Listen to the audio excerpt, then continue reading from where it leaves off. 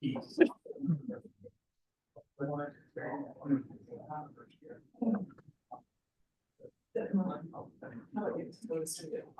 we do a bunch. I have an intern, so. Okay, we are good. Yeah. Commissioners ready?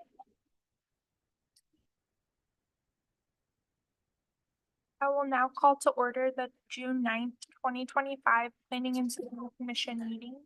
The time is 5:47 p.m. Hillary, would you call the roll, please? Samuelson. Forst. Here. Eaton. Yeah. Hinders. Thompson. Here. Steiger. Reagonator. Item number 3 is the approval of tonight's agenda. Any changes to this evening's agenda?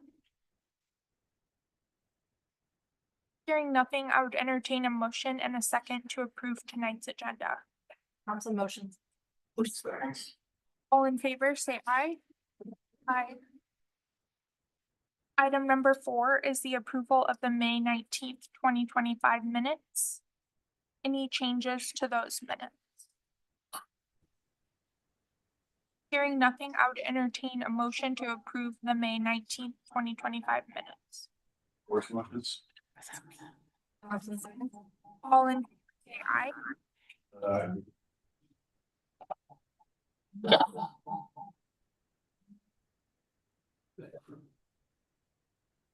And everybody on Zoom, please mute your microphones.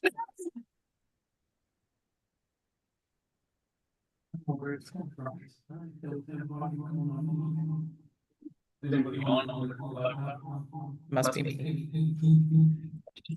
Wonderful. Okay, there you go. All is you. But I had everything turned down, but I didn't have it muted. It said it was automatically muted, so I didn't even look again. Okay, Sorry, that was me. we got it figured out. I'd like to welcome everyone that's joined us here in person and everyone that's on the Zoom tonight. Would any members of the public who are in person tonight like to make a comment about an item that is not on tonight's agenda?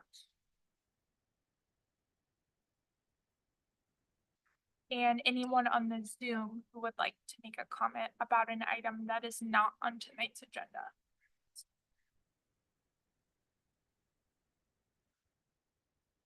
Hearing nothing, just a reminder for everyone, since we have a lot of guests with us tonight, if you'd like to speak on any item, please come up to the microphone so you can be recorded.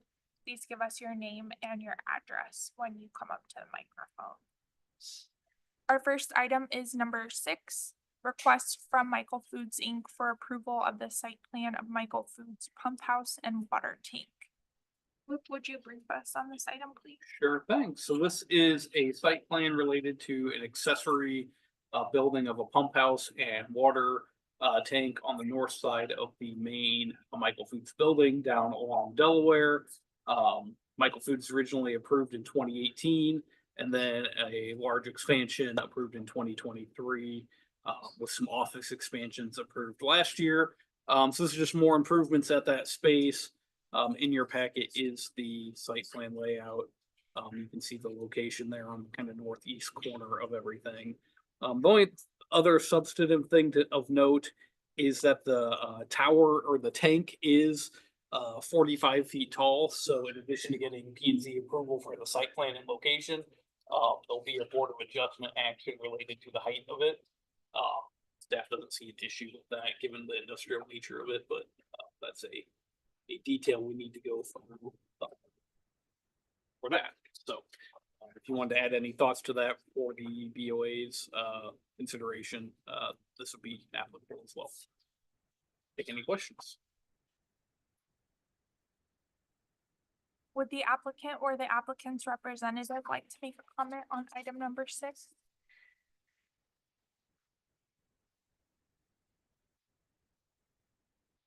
Any questions or comments from the commission?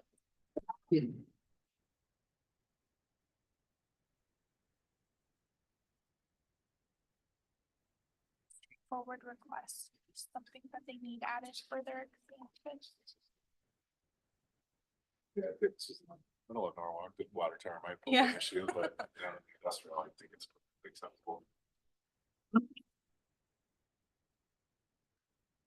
If there's nothing further from the commission, I would entertain a motion, to approve the site plan of Michael Foods Pump House and Water Tank. Eagles. 4 seconds. Hillary, would you call the roll, please? Yes, and I would like to say that Hinders joined at 5:50, so. Hinders. Say something. Thompson. Aye. Force. Eaton. Regulator. Aye. Thanks, Sorry. everyone. Item number 7 is a request from Main Street School Inc. for approval of the site plan amendment for Main Street School. Luke, would you brief us on this item, please? Yeah, kind of similar to that, not industrial in nature. This is a site plan for some improvements to the Main Street School, just north of here on Main Street. There's a couple accessory things and then a couple just site specific things that they're wanting to do. The Main Street's main building, and then they've acquired the property to the north that they are actively beginning to work through a process to turn that building into additional school use space. But for now, they're just doing some site work outside. Primary things that this site plan is approving is a gazebo location at the back of the northern lot that will be their new facility. And that's in the orange box.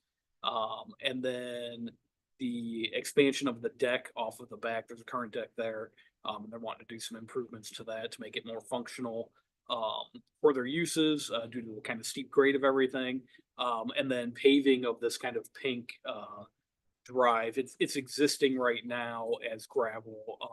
And they have discussed putting asphalt down on it. So most of the stuff on the current building is kind of non-conforming to code, but legal non-conforming. So the gravel, we're from a staff happy to see that go to asphalt. We have a requirement for hard surface in town for things like that.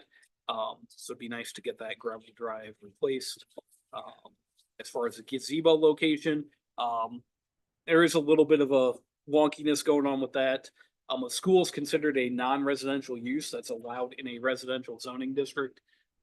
It does have non-residential uses have setback requirements. There's an intended non-residential use right now. But as we read through the code and rationalized where this could go right now, it made sense to treat it as a residential property still, as that was the last use of it. We did that because the non-residential use setbacks for that are 50 foot. So that would mean there'd be no place to put anything in the backyard of this lot. So rather than having to do an infill PUD or going through Board of Adjustment, right now it's still a residential lot. That's what it was last used as. It'll stay a residential lot until one of two things happens. 1, 2 years pass from when it was last used, or a different use goes in there. So since they're actively going to do that, it'll change at some point. But as we are today, we can approve it residentially. That's what I've got. Happy to take any questions.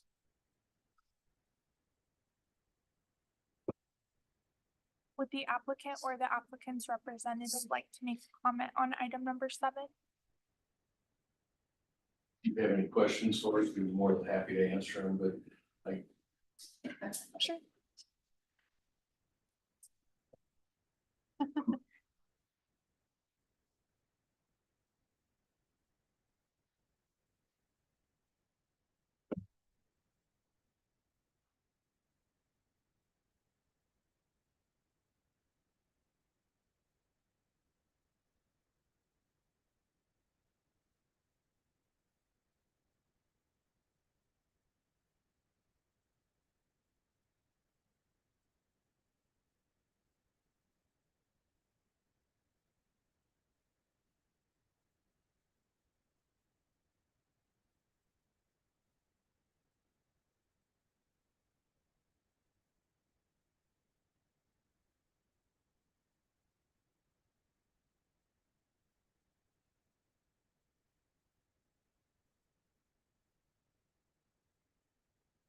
Someone?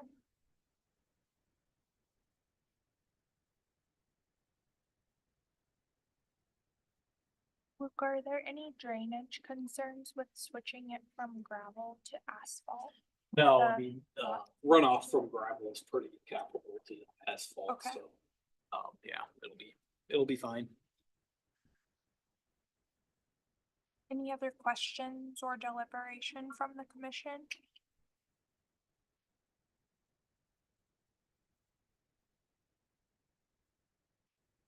Hearing nothing, I would entertain a motion to approve the site plan amendment for Main Street School. Motion. Second. Hillary, would you call the roll, please? Thompson. Aye. Forst. Aye. Eaton. Aye. Hinders. Aye. Reginator. Aye. Thank you, everyone. Item number 8 is a request from DHC3 LLC for approval of the final plat of Blooming Heights Plat 4. Luke, would you brief us on this item, please? Blooming Heights Plat 4 is kind of the last phase of the Blooming Heights development out there. Consists of 20 single acre or single family lots and a piece of parkland that will be adjacent to the current Pine Needle Park that is part of Timber View and Blooming Heights. So pretty standard single family stuff. If I come down here, you can kind of see the layout of it. It's essentially a cul-de-sac that comes off of Bluebell Drive. It makes a turn there. Outlet Z on the north is a park that'll get paired up with the existing parkland. So it'll be a good addition parkland to that area to kind of keep building that out. And that should probably be, well, it will be, it's all boxed in now. So it'll be the last park piece to get added to that area. So we'll have a good about 6 acre park, I believe, out there, all said and done.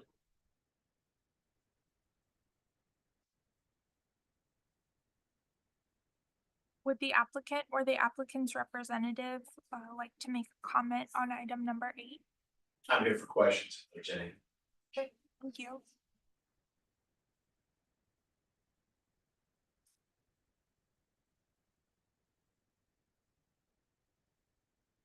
Questions or deliberation from the commission?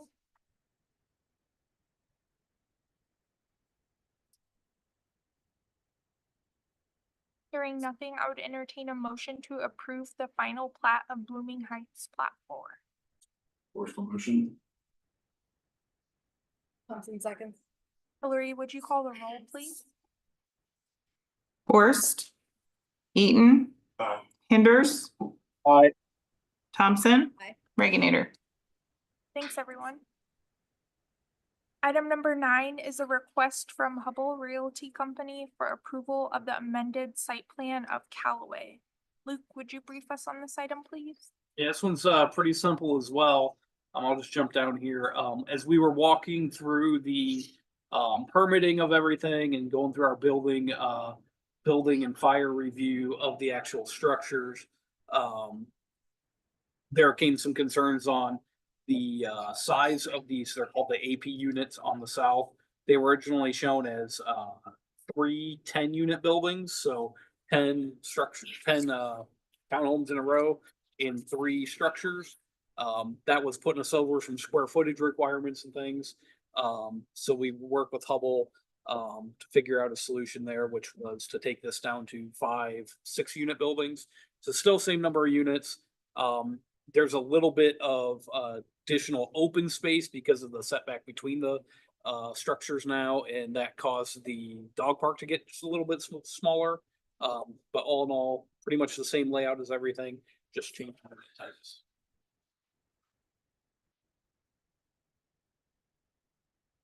Would the applicant or the applicant's representative like to make a comment on item number 9? Nope, almost here, but here you answer questions. Is the loss of the dog park square footage being made up somewhere else?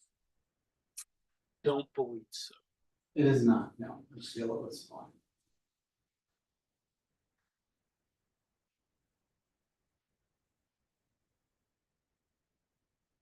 Any other questions or deliberation from the commission?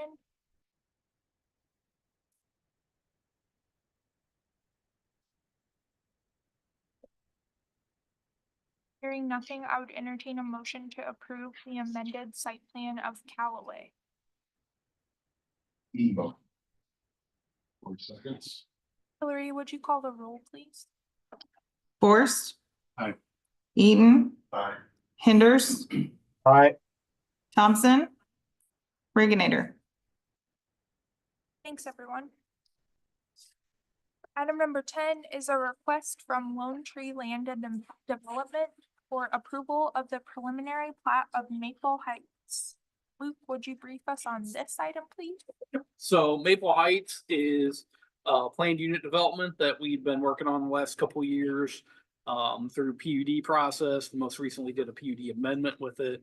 And city's working on a city project to bring sewer and water from the south up to the area. And so this is a prelim plat that is conforming with that PUD. It essentially is establishing several outlots, which will be further developed under site plans and subdivisions for different townhome and residential products. Some commercial lots that will develop, and then all of the single family is being shown right now in this prelim plat. Scroll down here. You can see there's essentially 120 acre, 340 acre parcels. The road network is not a great overall of the entire layout, but essentially two road network stubs that come in off of 50th, one kind of on the north side of the development, which is that top image, and then one kind of on the south side, and then that snakes through and then eventually goes north of the pond. So single family being created is all along the south and then kind of up this side road. You can see better there. And then when you get to the east end of the development, there's a larger single family piece. Again, this is a preliminary plat, so we're mainly looking at the road and sewer and water layouts and utilities and lot configuration. I would anticipate usually with a preliminary plat this large, it'll be chunked up into smaller final plats and smaller construction documents. We will likely see road extended. One of these roads kind of go all the way back to the development. Sewer kind of comes in on the far east side of the development. Water comes in on the west side, and obviously roads have to come in on the west side. So phasing of it will be kind of interesting once we get to that point. But for now, this is the layout. Again, it conforms with our amended PUD and kind of meets what we expect. So happy to answer any questions. So both of the entry points are off of 50th, not on Correct. county line. Yep, 50th. Yeah, the development property doesn't go all the way up to county line. There's like one Okay. layer of properties that are above it. It does include road network stubs kind of to everywhere. So being the first piece in, making sure that we've got good connections to those other properties.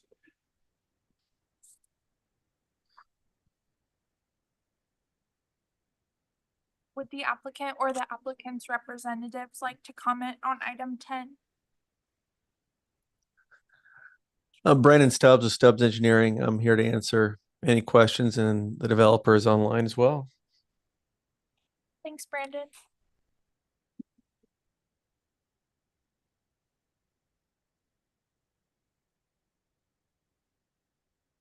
Down to page 9, Luke. One, Oh, sorry, 9. on 9, the agenda number of here. the PDF. Gotcha. Yep. I got you there. This one.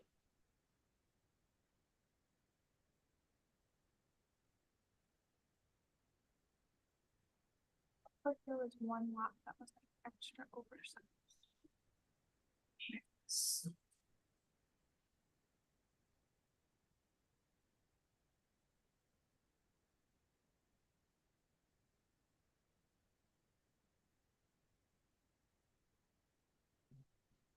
I believe some of these on the south can be, and as I look at them, they might actually be laid out as duplex lots. There were, yeah, because the zoning for those areas allowed for either a single family or a duplex. So Okay. there's a mix of those types throughout it.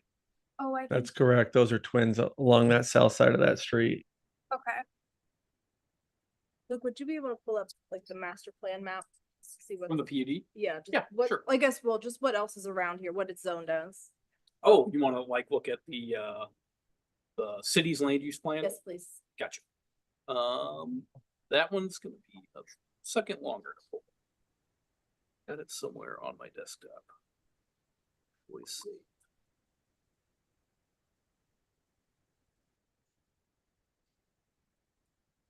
It's exciting that something is finally going on that side of town.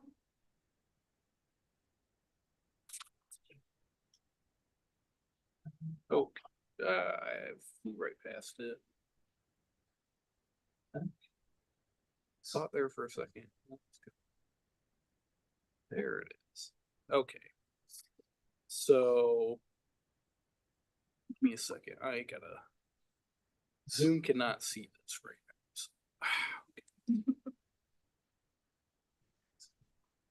Stop sharing. Share this.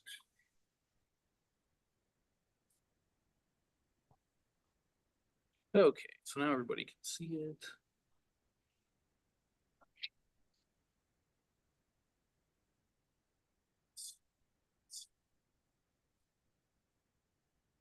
So yeah, so we are let me see if I can draw. The Lone Tree project is like kind of this thing.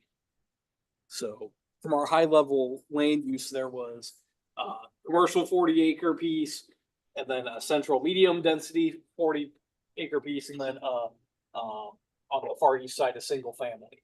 And so while this isn't exactly that, they've got commercial along their frontage in the PUD. They've got this mix of medium density and then kind of that single family on the far east side. So it takes a little bit different form than that, but in general, it kind of follows that progression. Then to the north, you've got a commercial corridor, and then more residential to the south and to the east. So.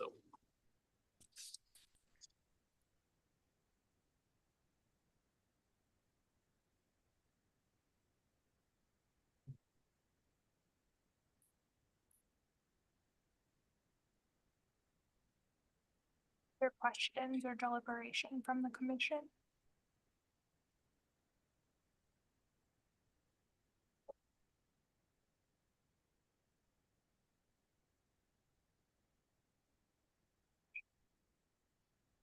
Nothing, I would entertain a motion to approve the preliminary plat of Maple Heights. Motions. Thompson second. Hillary, would you call the roll, please? Forrest, Eaton, Hinders, Aye. Thompson. Aye. Reginator. Thanks, everyone. Thanks, guys. Thanks, Brandon. Item number 11 is a request from JPJ Acquisitions LLC for approval of the site plan of Culver's Norwalk. Luke, would you brief us on this item, please? Sure. So this Culver site plan is sitting right north of the Hyper Energy Bar that we approved a few meetings back, and south of the Sunset Gordon Avenue Retail Center. The general layout of it is kind of similar to the Hyper Bar. The drive-through being on the west side of the building, and then circling around to the south, where you have your pickup windows. They do have a drive connection that comes off of the Hyper Energy Bar site. They two users were good working together, trying to make sure that this kind of was arranged correctly so that it would work for both properties. We kind of learned of this Culver site. We wanted to make sure that that happened. And then they're also coming off of the Gordon Avenue retail site. They've acquired easements for that. To be able to have two access points into the site, though no direct access to Hughes Drive for them. So they're sharing those drives with other folks. I think the other main things are parking. Let me go back up to our thing. We were a little short on parking, requesting the waiver to, I'm sorry, it was the parking setback along the western property line, asking for that to be reduced to 5 feet. So you can see here on the far west side, if I could zoom in. just there's a couple locations because that property on the side Sunset doesn't diagonal, and then this property line is not necessarily parallel to Sunset. You end up with some wonky things, even though the actual distance from Sunset Drive will be pretty decent. You have some requests there to limit that setback. And then the queuing spaces, our code requires, I think we were five, that's what we were 5 short on, was queuing spaces. Let me get back up to here, tell you the specifics. We require 12 drive-through. No, we required 15. Is that right? Sorry. Reduce required drive-through queuing spaces from 5 per drive-through lane to 3. So apparently it was 5 that we required. Requested to reduce that, and you can just see from the site plan layout that the actual queue space behind the pickup or behind the order windows gets a little choked down because of the need to have obviously parking and have people back out of the parking spaces. So that would be the request there. Any questions? Would the applicant or the applicant's representative like to speak on item number 11?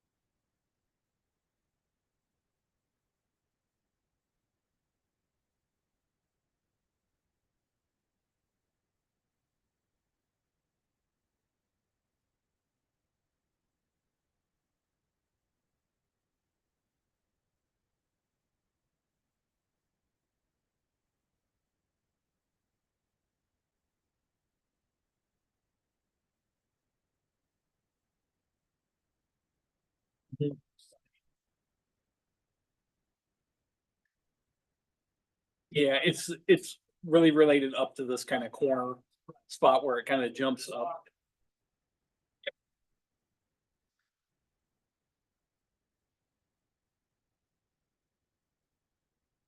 It's, if I can let me hide this real quick. Make it a little clearer. If I go out to Beacon, there's these sliver parcels that are remnants from other things that exist to the west of the Culver site. So it technically makes the majority of the Culver site have a rear yard, which the setbacks are fine from. So it's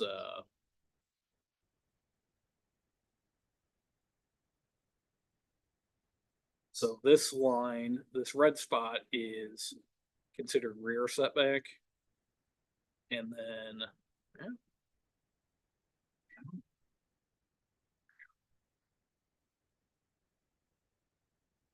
it's this green one that was causing some issues because it's technically adjacent to the right of way.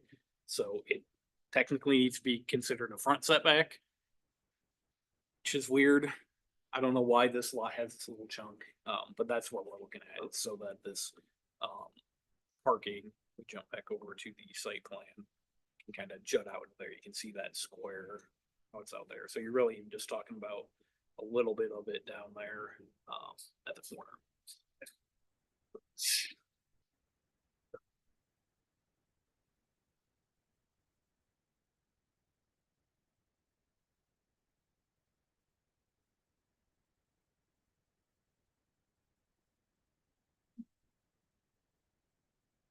So I'm just thinking out loud, but we're counting the 5 versus the 3 from those window spaces. And the cars that you see in front of that are like, when I think of going to Culver's and drive through and they say, okay, here's your number. And then pull up. You know what I mean? I guess I took it as where you're ordering. There's only Right. room for the 3 instead of 5, right? So you're counting the 5 backwards. Is that Yes, correct? yeah, But, so- you have all that space in front of you. Yep. To have all those cars that are shown. Is Yeah. that accurate? yeah, so the requirement is these, 2 that are kind of by the box, those would be like your order window or your order locations, and then you have 1, 2, 3, and 1, 2, 3 at the back. And then this is like where you get your number. Okay, I'm oriented to it now. I see where we're counting the 5 versus the 3 from. So you alluded that it was similar to the one in Grimes. Is that the one by that Hy-Vee Sportsplex that's up there? We were just up there for my nephews. And I didn't even think to look. We saw Culver's as we drove by, but have you noticed? Because it is right next to a sports complex. Traffic or backups. That this might cause a concern here.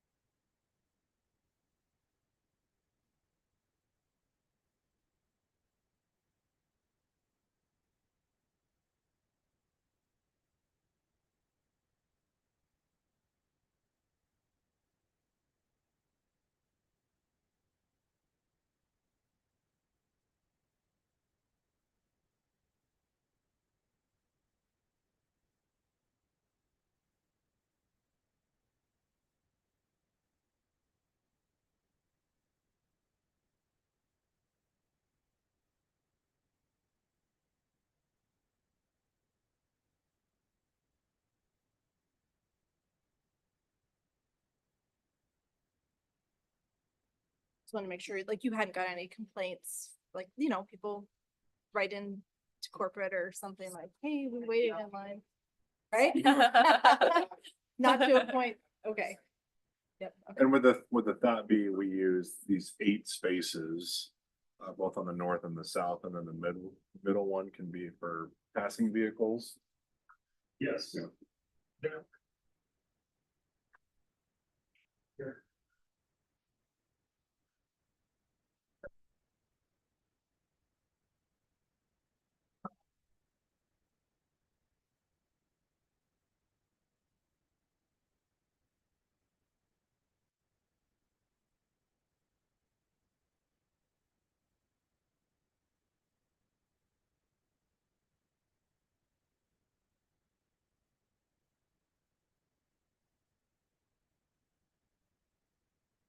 Yeah. I mean, that's how, this is pretty similar to how that location is set up. Not that I go to Culver's all that often, but.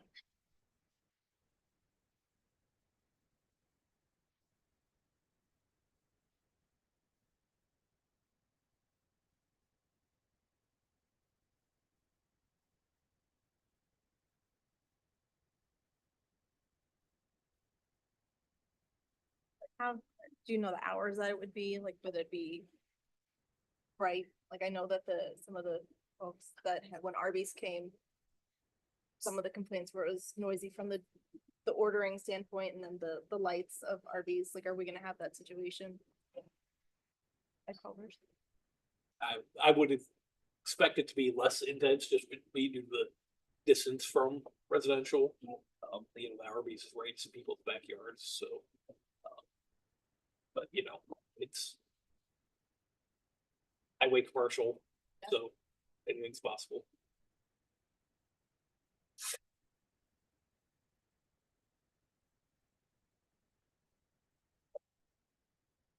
Well, should we discuss each of the specific requests individually? We bring that up, I did, in your packet, we didn't get the elevations in there. We were waiting on those. We did get those today. They're compliant with our code, but you can see there, it's a brick building with some stone accents, glass as required, so. Probably like any other Culvers you've seen, so.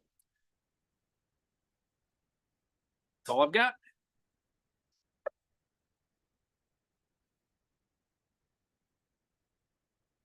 I don't have any issue with the 5 foot setback reduction, given that. You are an issue. And you have an issue with that.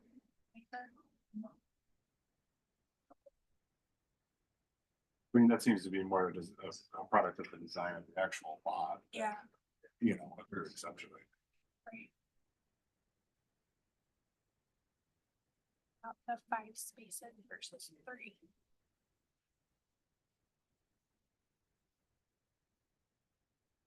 I feel nervous just given if of multiple games exit, are done at the same time and people just pull into the drive-through on their way home. That could possibly cause an issue. But that's why I asked about the Grimes to be somewhat comparable. Cause it's right next to their sports complex out there. Does, where does that wait? Where do they? It extends out past their property. So the line extend around the street then? Is that what you're saying? I mean, it would back up and block some of those. It would block their parking own spots. parking spots. Likely what, and I mean, it will happen, right? Like, Right. Right. and it's just a function. There'll be a time when it's busy and there'll be 1 or 2 cars parked in front of a couple of these parking stalls, not parked, but waiting. It's an intermittent problem. From a staff perspective, we view these things as kind of like, it's not going to have a negative input on the public way to like what Howard mentioned. We're not concerned about it backing out onto the street.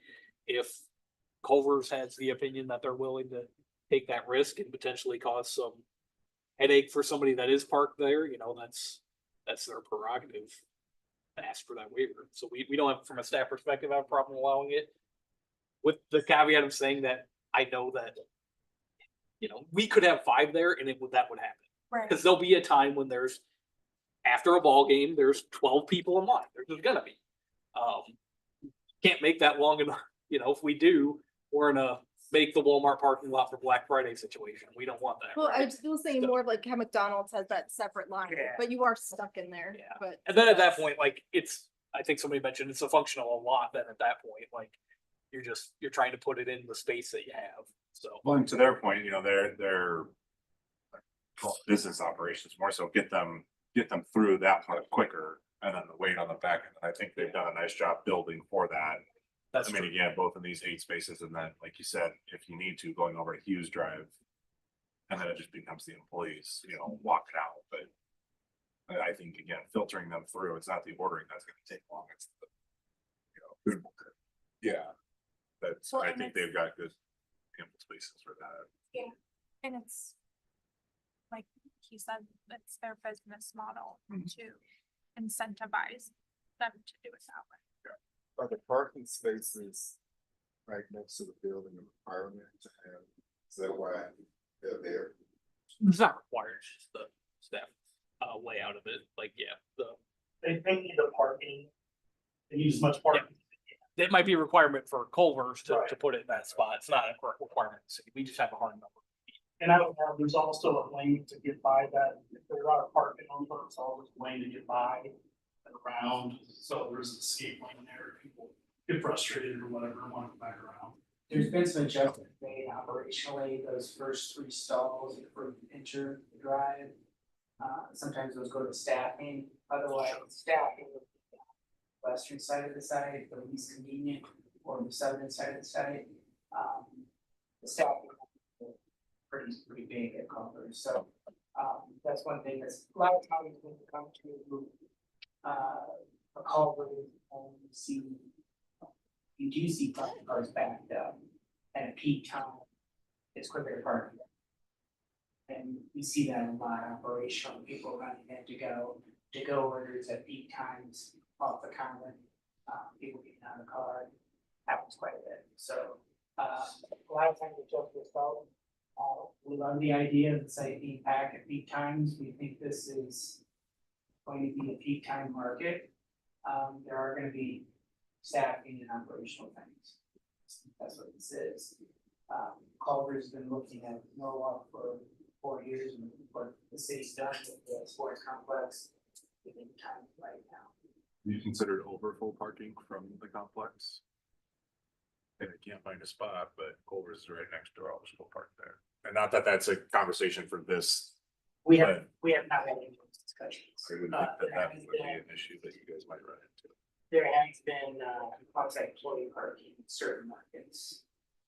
Free up 10 more spaces. I think all of this, Yeah.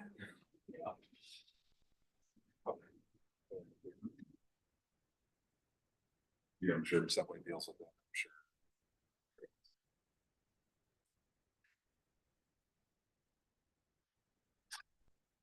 Comfortable with it, given that, seeing that it's worked in West Des Moines location, and it sounds like it's all in the Grimes area next to a similar sports complex.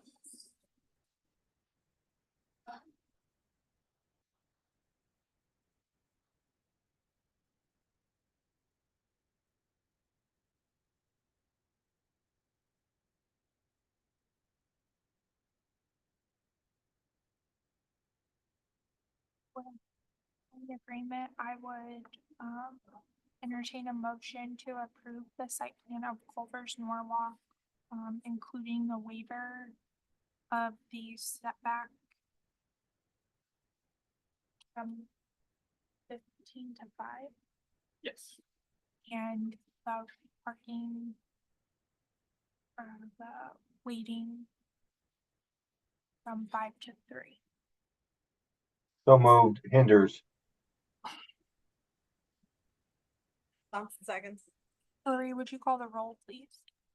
Eaton, Hinders, Aye. Thompson, Forst, Aye. Reginator. Hi.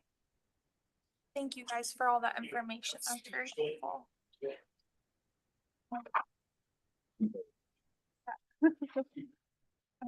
George, any update for us tonight? Actually, no. Yeah, everything's going well. Yeah. I don't think Holly joined us on the Zoom. Luke, any update for us from community development? I don't have much. Obviously we were a pretty busy meeting tonight with lots of good stuff going on. So excited to get those through and moving. City council was canceled for July 3rd. So I've not had a chance to sit down with Elliot and look at what our next P&Z meeting would be. But we'll kind of do an evaluation of where we're at with things. That may be a meeting where we don't even involve, just have a bigger meeting mid-July prior to the July 17th council meeting. So we'll see. We'll keep you up to date on that. And then I know Elliot had mentioned in a few of his updates that he was doing the Better City Film Festival. That was on Saturday. I went. It was pretty good. There was about 70 people there, I thought.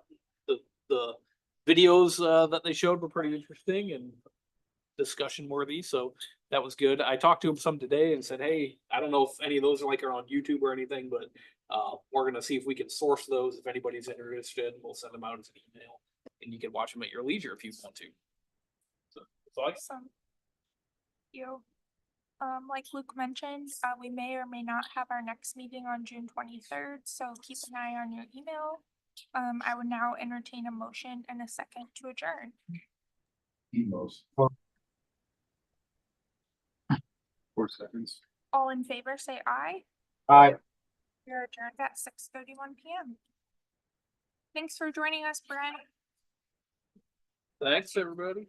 Thanks, Thank everyone. you. Have a great night. Too. That was a busy one. Yeah.